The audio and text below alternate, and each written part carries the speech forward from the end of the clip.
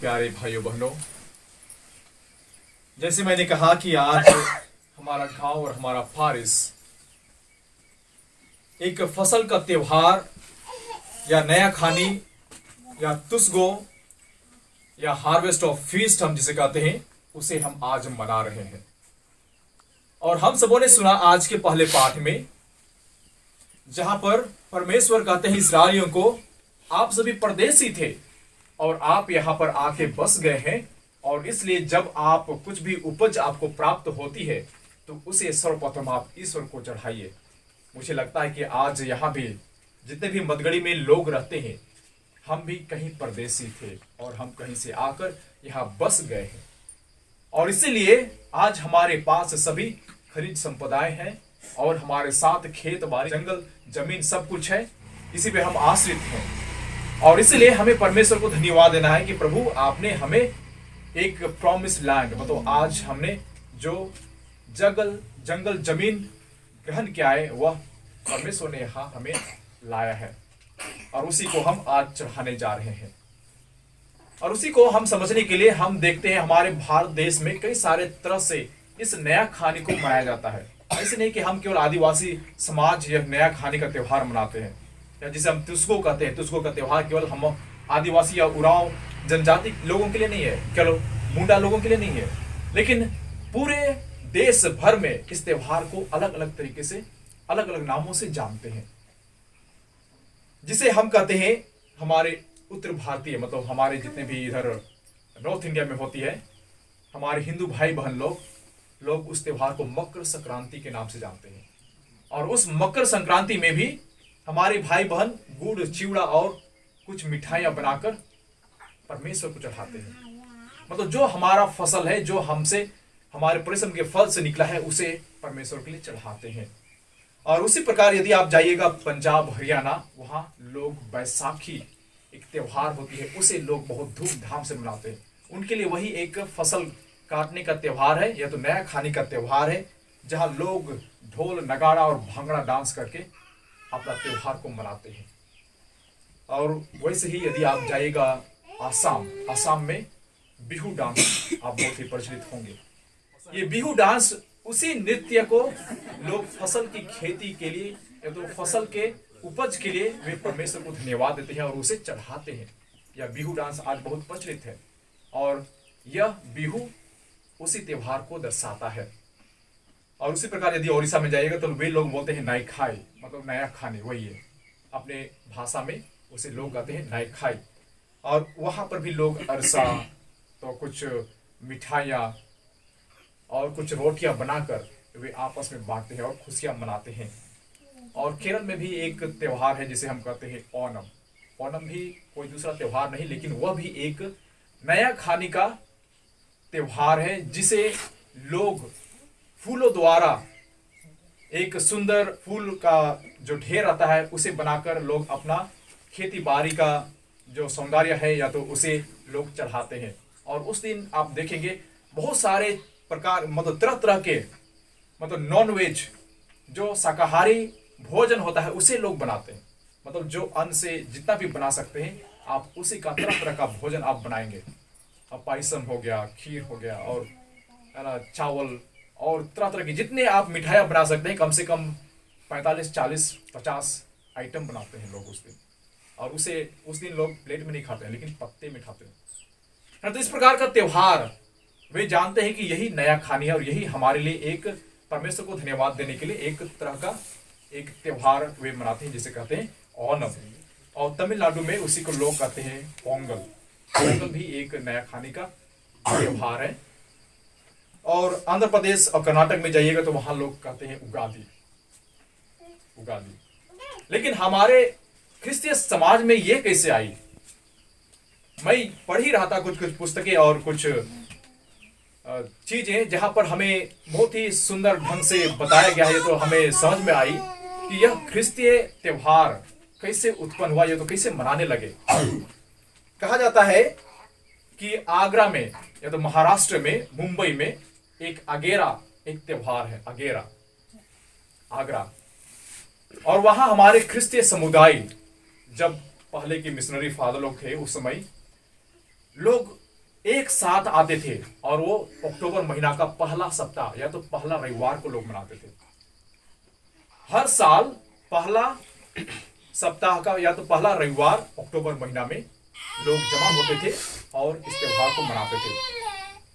और कैसे मनाते थे वे लोग इस दिन आकर अपने घर से तरह तरह के खाना पीना या तो जो भी है अपने घर में बना के वे समाज में आते थे या तो गिरजा घर में आते थे और वे पूजा पाठ करते थे और उसके बाद में मिसा के बाद वे आपस में बांट कर खा लेते थे।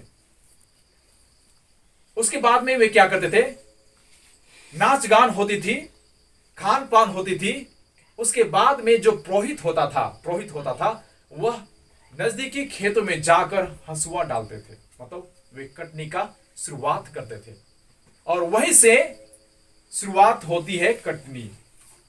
जो प्रथम फसल होती है उसे पुरोहित प्रार्थना करके आशीर्वाद का प्रार्थना पढ़ के हंसुआ चला के कटनी शुरू करते थे और वहीं से वे लोग बोझा ढोके फिर वापस आते थे गिरजा के और नाच गान होती थी। तो यह संस्कृति केवल आज नहीं लेकिन परियों से चलती आ रहा है। हमारे पुरखे लोग इस त्योहार को मनाते थे और अभी भी हम बरकरार रखे हैं।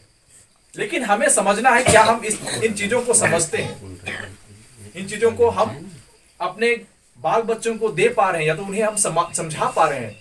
इसे हमें समझने के लिए आज हमारा पवित्र कलीसिया इस त्योहार को याद करती है और हमें बुलाती है। यह तो हुआ हमारा सांस्कृतिक और हमारे भारतीय तरीके से समझने के लिए। लेकिन हमारा बाइबल क्या कहता है? हमारे बाइबल में भी कई जगहों में आप पढ़ेंगे, जैसे आप देखेंगे निर्गमन ग्रंथ में अध्याय 23 पद संख्या 16 में, जहां पर लिखा है कि तुमने जो अपने खेतों में बोया हो, जब इससे अपने परिश्रम के प्रथम फल की उपज मिले तब तुम कटनी का पर्व मनाओ। जब आपको प्रथम फसल मिलता है तब आप कटनी का त्योहार मनाओ। हम अधिकतर अक्टूबर महीना में ही अपना फसल को काटना शुरू करते हैं, मकई तोड़ना शुरू करते हैं, धान काटना शुरू करते हैं। और उसी प्रकार निर्गमन ग्रंथ के अध्याय 22 पद संख्या 28 में आप पढ़ेंगे कि अपने खेतों की पकी फसल और फलों का रस अन्य देवताओं को मत चढ़ाओ, अपने पुत्र में पहलौटे को मुझे अर्पित करोगे। तुम अपनी गायों भेड़ों के पहलौटे बच्चों को भी अर्पित करोगे। यह केवल फसल की बात नहीं है, लेकिन अपने जो पहलौटे होते हैं, जो भी होते हैं, उसे भी हम परमेश्वर के लिए चढ़ा सकते हैं। मैं कई बार देखता हूं हमारे गांव घर में तो हमारे परिवार में इस प्रकार का एक रीति रिवाज है कि हम कुछ भी पहली बार हमें मिलता है तो हम उसे परमेश्वर के लिए पहले चढ़ाते हैं। जैसे कोई नया आम ला के रखा था, बहुत अच्छा आम, पहला फल मिला, पहला साल में बहुत अच्छा फल आया, एक ही होगा लेकिन उसको भी लोग सबसे पहले परमेश्वर के लिए चढ़ाते हैं कि आने वाला फल अच्छा मिले, मीठा मिले। वो ये जो पहलौटा होता है उसे हम परमेश्वर के लिए हमेशा चढ़ाते हैं। मैं याद करता हूं कभी कभी हमारे जीवन में, तो हमारे समाज में, हमारे घर परिवार में भी कभी कभी होती है कि जब हम परमेश्वर के लिए देने के लिए हम इच्छुक होते हैं या तो हम कुछ करार करते हैं कि प्रभु यदि हमारे जीवन में आशीष एवं बरकत हो तो हम परमेश्वर के लिए सबसे पहले देंगे और वह बरकत हमारे जीवन में पूरा होती है। जाने अनजाने में वह पूर्ण रूप से हमें मिल जाता है, लेकिन हम वह बरकत या तो वह निवेदन हम नहीं चढ़ाते हैं। समस्या यही है। मैं याद करता हूं जब मैं छोटे था या तो जब मैं माँ के कोख में था, माँ के गर्भ में था, उसमें हमारे अपने ही पिताजी नदी में बह गए थे। तो मेरी माँ यही प्रार्थना कर रही थी कि प्रभु इनके पिताजी को बचा ले, यदि जो भी बच्चा हमारे गर्भ से पैदा होंगे मैं उसे परमेश्वर के लिए चढ़ा दूंगा। उनकी प्रार्थना ये थी और कारणवश या तो जैसे भी हो उनकी मन्नत आज पूरी हो गई, उनकी मन्नत आज पूरी हो गई। जो भी कि मैं अकेला, घर का अकेला बेटा और 4 हमारे बहनें हैं, लेकिन फिर भी मैं पता नहीं, कोई सोचा भी नहीं था कि शायद मैं पुरोहित बन जाऊंगा, लेकिन उनकी जो कामना थी उनकी कामना पूरी हो गई। इसलिए हम अपनी कामनाओं को परमेश्वर के सामने रखें, हम अपने बच्चों को परमेश्वर के लिए जरूर समर्पित करें। वे एक दिन जरूर अच्छे आदमी बनेंगे, एक अच्छे चीज कर सकेंगे, लेकिन हम उनके लिए कामना करें, हम प्रार्थना करें, हम उनको परमेश्वर के लिए चढ़ाएं, तभी वे कुछ अच्छा कर सकते हैं। और हम आगे के वचनों में पढ़ते हैं लेवी के ग्रंथ अध्याय 23 पद संख्या 22 में, जहां पर लिखा है, जब तुम अपनी भूमि की फसल काटो तो खेतों के किनारे तक नहीं काटो और काटे हुए खेतों की बालें नहीं बीनो। यदि गरीब और परदेशियों के लिए छोड़ दो, मैं प्रभु तुम्हारा ईश्वर हूं। कहने का तात्पर्य यह है कि यदि आप धान, मकई और जो भी फसल काटते हो तो आप क्या करो, पूरा किनारे तक, कियारे तक सटा के मत काटो, लेकिन थोड़ा छोड़ दो। मान लिया गिर भी गया, थोड़ा बाल गिर जाता है, धान का हो गया है तो मकई गिर गया, तो उसे मत बीनो, मत चुनो, एक एक करके पूरा पूरा मत ले जाओ, लेकिन कुछ छोड़ दो। क्यों छोड़ दो? क्यों छोड़ दो? परमेश्वर का वचन कहता है कि पूरा कियारी सटा के मत काटो और जो गिर गया है उसे मत बीनो। क्यों? हाँ, जो गरीब है, जो लाचार है, जो विधवा है, जो परदेसी है, उन लोगों के लिए छोड़ दो। आप जानते हैं हमारे गांव घर में कई सारे विधवा है और कई सारे गरीब लोग हैं जिनके पास खेत बाड़ी नहीं है। वे क्या करते हैं, दूसरों के खेत में जाके जो बच गया है उसे एक एक बाल करके उठाते हैं। आप जानते होंगे, एक एक बाल जाके उठाते हैं। जब सभी लोग काट के आप ढो के चले जाइएगा तो छूट जाते हैं, उसे लोग जाके बाद में काटते हैं, उसे जमा करते हैं, क्योंकि उनके पास खेत बाड़ी नहीं है। और उसी चीज को आज परमेश्वर के वचन में हमें कहते हैं कि उतना थोड़ा दया दृष्टि कीजिए अपने परिवार के लिए, या तो अपने पड़ोसी के लिए, जो गरीब है उनके लिए, जो विधवा है उनके लिए कोई काम करने वाले नहीं है, कम से कम उनको, उन पर दया दृष्टि कीजिए, थोड़ा रहम रखिए उन पर। मैं याद करता हूं कभी कभी हम बहुत जलन करते हैं, यदि हमारा फसल अच्छा हुआ या तो खेती बाड़ी अच्छी हुई तो हम सोचते हैं कि किसी को हम यहां घुसने नहीं देंगे। अभी मकई का सीजन खत्म हो गया, सब तोड़ रहे हैं, फ्री हो गया, मतलब खेत बाड़ी पूरा खाली हो गया, लेकिन फिर भी में आप देखिएगा किसी का गाय घुस गया तो कितना हम गाली देते हैं। अभी भी हम खत्म नहीं किए हैं, अभी भी बाकी है हमारा फसल, है ना, हम गाली देना शुरू कर देते हैं। क्यों? हम जलन करते हैं, जो भी कि उसमें कुछ भी नहीं है। या तो हम कभी कभी धान काटने के बाद क्या करते हैं, हम उसमें आग जला देते हैं कि लोगों का गाय बकरी आके क्यों चलेगा, उसमें कोई खराबी नहीं है, लेकिन हम उतना सोच नहीं सकते हैं। मान लिया अभी इसके बाद अभी महुआ का सीजन आएगा, हम सभी महुआ बिछने चले जाएंगे, सबके घर में शायद सबके परिवार में महुआ पेड़ तो जरूर है। जब आप महुआ चुनते हैं तो एक ही बार में सब चुन के खत्म तो नहीं हो जाती है, बाद में भी गिरता है, बाद में भी गिरता है, लेकिन जिसका भरपूर है वो तो चुनते चुनते उसका पसीना पसीना तो होता ही है, लेकिन जो बच जाता है उसे फिर दोबारा कौन चुनने आएगा? हमारा अभी भी बाकी है, अब फिर दोबारा कौन उसे डोंगने आएगा? तो कौन डोंगने आता है उसको? कौन फिर दोबारा चुनता है बाद में? हाँ, जिसके पास नहीं है। आप देखेंगे जो लोग, जिनके खेती बाड़ी नहीं है, जिनके खेत खलियान नहीं है, जिनके महुआ पेड़ नहीं है, वे लोग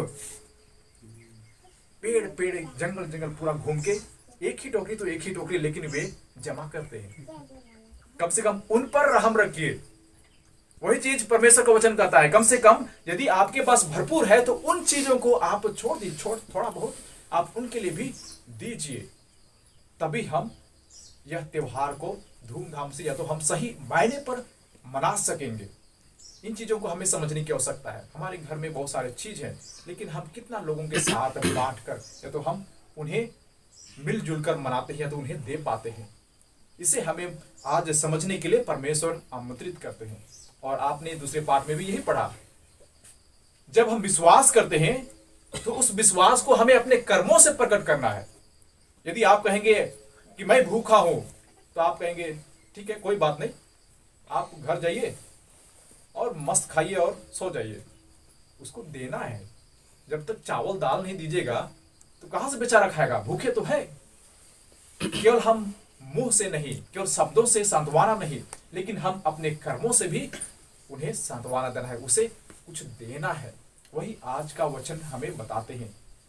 तो आइए इन सभी चीजों को हम परमेश्वर के सामने रखें और हम अर्जी करें कि प्रभु हमें इन सभी चीजों को अपने जीवन में लाने के लिए आप बरकत दीजिए, हमें आशीष दीजिए। हम भी आपके राह पर एक दान स्वरूप आपको चढ़ाकर हम इस त्योहार को सही मायने से मना सके और सही अर्थ में हम इसे समझ सके। इन चीज़ों को हम परमेश्वर से कृपा दान